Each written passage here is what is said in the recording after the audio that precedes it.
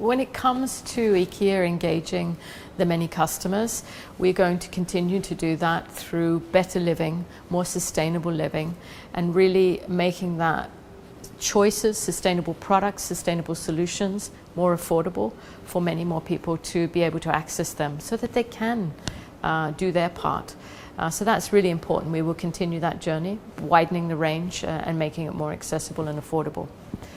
Secondly, we will continue to work with circularity, reducing what we use in terms of resources, which obviously will lower our costs, lower our impact on the environment, but then also being able to put back into the supply chain, creating a truly circular business is valid for us together with our customers. And in order to do that, our customers need to play a part in that.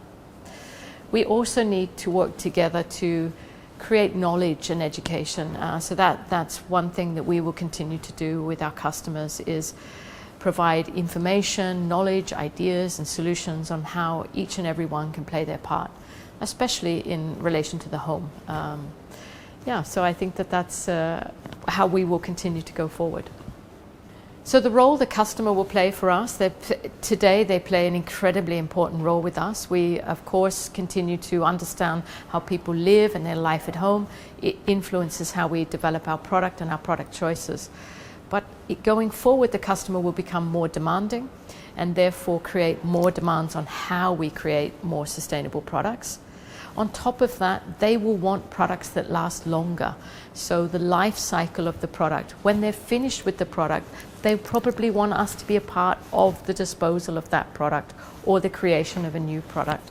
So yes, of course, our customers will play a big part in shaping the future of a more sustainable home furnishing offer at IKEA.